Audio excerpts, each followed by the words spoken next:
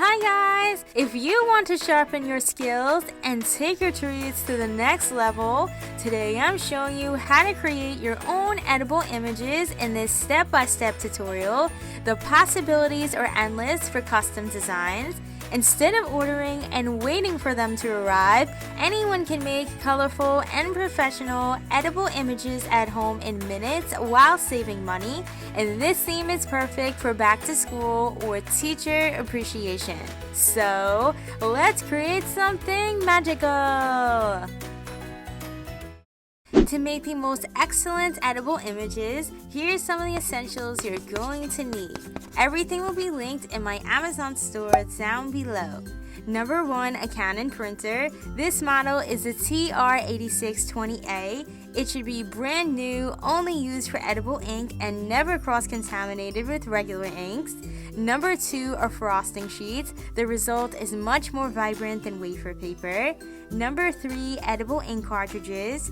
Number 4, a Cricut machine to cut out the shapes. The Joy Extra is a game changer if the Explorer or Maker models aren't in your budget, as well as a device with the Cricut Design Space app installed with your choice of clip art, and a purple strong grip mat. Last are transparency sheets, and an optional tool is a 2-inch scrapbook punch. This simple example is the most basic type of design. You can find clip art on Google Images or Etsy. As you can see, my composition book is from Google and I save it right to my files. Also from Google, I picked a super bright picture of the Crayola box. I like to place my files in a folder to organize each theme and start uploading to Design Space. Since most of the background is already removed, I tap select to erase that small area inside of the tab. That way the Cricut cuts that part out for me. Then save it as a flat graphic. Finish by naming the file and upload to your canvas. Let's go ahead and do the same for the composition book, except it has a white background, so I click on the automatic feature to remove it. Once the background is completely transparent, the check boxes will appear, and again highlight that flat graphic option. The best part is that these designs don't need to be modified much. All we need to do is resize them. For reference, the perfect size for Rice Krispy Treats made in the molds is 2 by 3 inches. Make sure to click the unlock icon to adjust both measurements for the width and height. We're almost ready to print. I'm pressing the duplicate button to copy the number I need for each design and saving my project before sending to the printer, which is already set up with the SoTech edible cartridges. Continue by pressing Make It and follow the directions on the screen.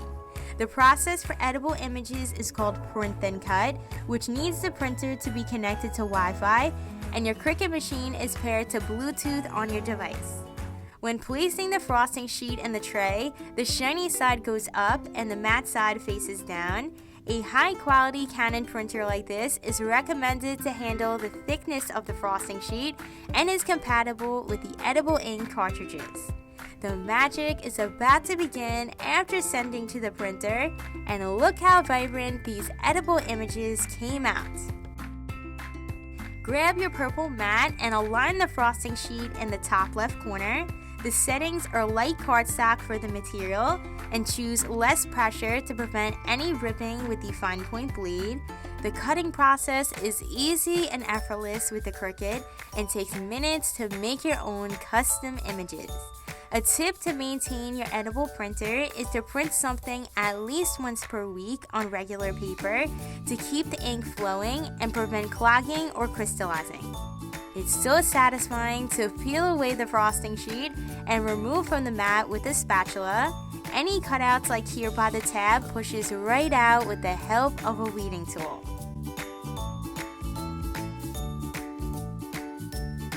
My favorite storage method is to stick onto the clear transparency sheets immediately after cutting. Our second example is more advanced for the Elmer's glue apple. The adorable file is from Etsy with the saying, "the glue that keeps the class together." To easily attach to the apple, I split the file into 2 separate images by selecting duplicate, then cropping each one to cut them in half. This trick also gives you a more accurate idea of sizing on specific treats. Here is what both of the images look like. Let's get them uploaded to Design Space.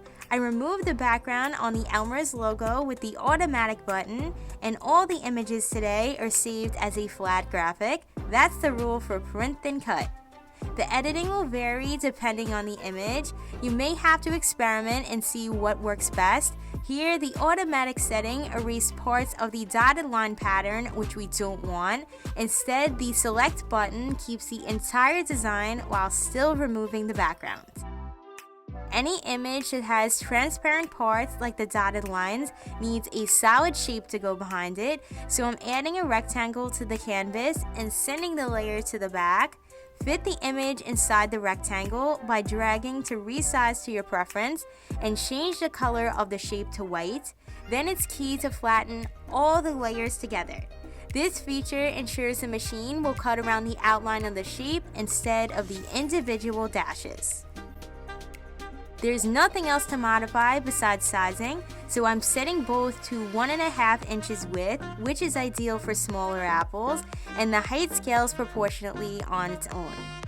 Although Design Space does the work for you, I like rearranging the images where I want them to be as long as they don't overlap. And the Canon printer completes the job so fast. You'll know you passed the test if you remember to use the flatten feature. The Cricut should cut only around the shapes, which is exactly what we want for our edible images.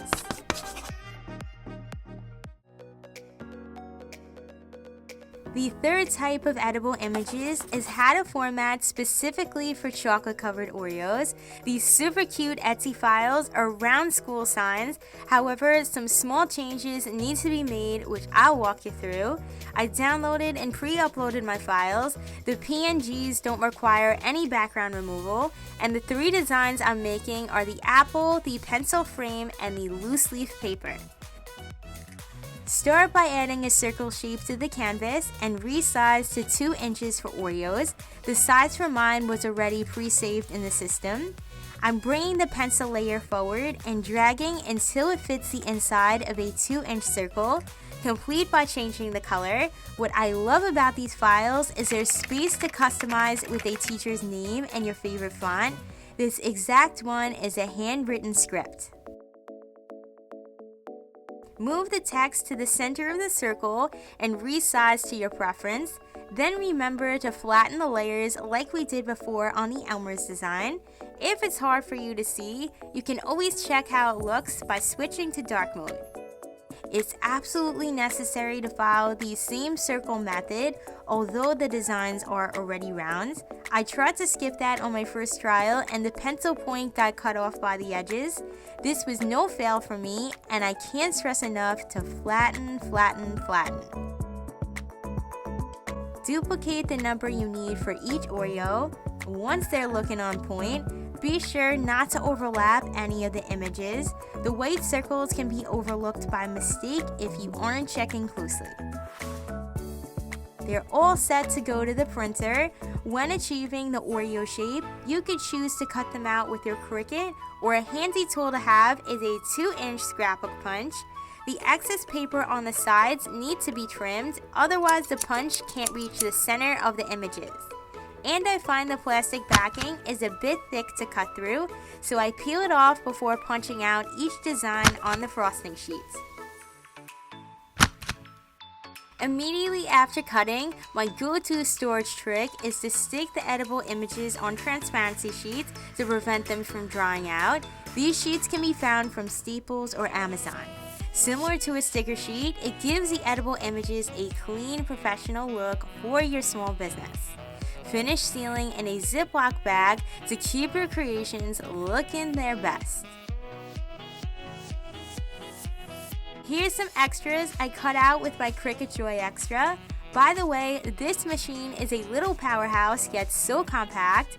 It's able to perform the print and cut function for edible images, plus it fits the 8.5 by 11 inch edible paper. The last type of edible images you'll want to create as a treat maker are character cutouts, which are versatile for a variety of treats. Try out this technique with any graphic of your favorite character. The graduation owl is from a back-to-school clip art set from Etsy. First, I removed the background and filled the eyes back in with the restore tool since they got erased, and finalized the upload as a flat graphic. My other image is the yellow school bus. Notice how these shapes are more detailed, especially the wings and claws on the owl. They would cut out super thin and have a higher chance of tearing.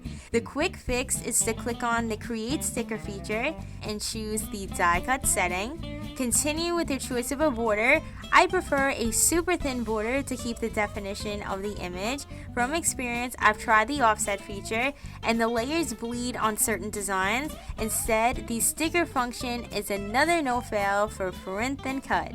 And it's really that simple. All that's left is resizing. Stickers automatically convert into a single layer, so there's no need to flatten anything.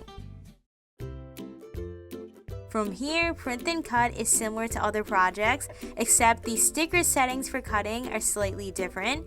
For materials, select vinyl from the scroll down menu and always use less pressure. A purple strong grip mat is a must-have to secure the frosting sheets without sliding and ripping, especially for all the detailed cuts on the stickers. Now that you know how to create almost any edible image, all that's missing are some sweet treats with the perfect canvas that's ready to decorate. The first treat is a batch of chocolate-covered Oreos. Whenever I'm decorating Oreos with edible images, I pop them into each cavity of the mold before pouring the chocolate.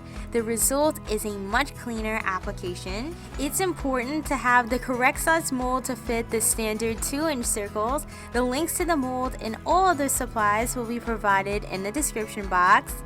The colors of chocolate are white, yellow, and red to match the color scheme of the images. After the chocolate has set, it's time to remove the Oreos from the mold, and you'll see the images are flat without hanging off the cookie or buckling the designs.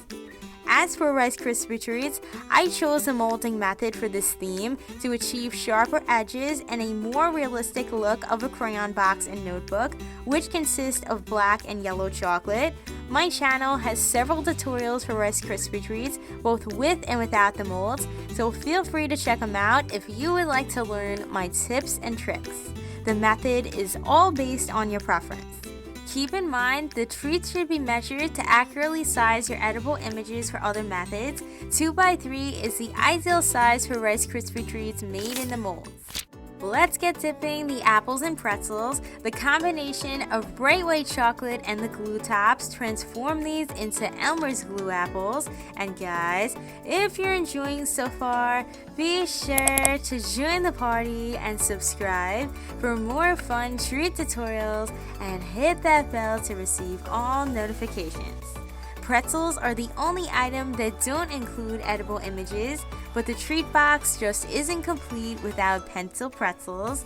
Simply dip each pretzel rod into a yellowish orange shade of chocolate, same color as the crayon box. Allow them to set and coat the undipped end in a hot pink chocolate for the eraser. Advanced decorating skills aren't required for these treats. Any beginner can put together this thoughtful gift box for a teacher. The fun part is the decorating. I'm attaching the Elmer's edible images to my apples. Being that the surface isn't flat and curves outwards, splitting larger images into 2 pieces helps them bend and become flexible. My tips and tricks are to attach a small amount of melted chocolate as the glue, spread a thin layer on the back of the image with a toothpick, and hold in place for a few seconds. Bring the Rice Krispy Treats to life with the crayon and notebook edible images. For larger areas, I spread the chocolate on with a popsicle stick and center each image on top of the treats. I stand by frosting sheets over wafer paper, which are a brittle texture, and the quality of the colors aren't crisp and vibrant like this.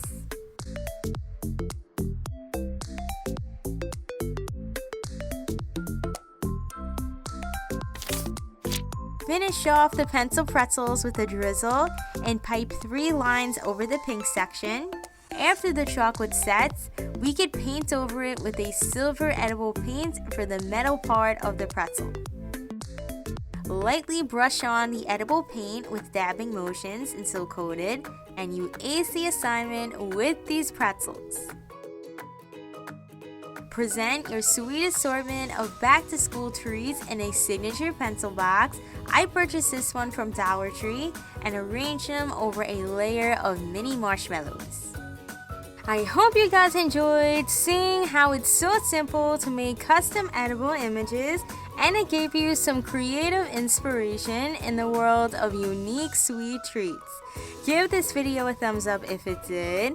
It's Christina here. Thank you so much for watching, and I'll see you in the next video.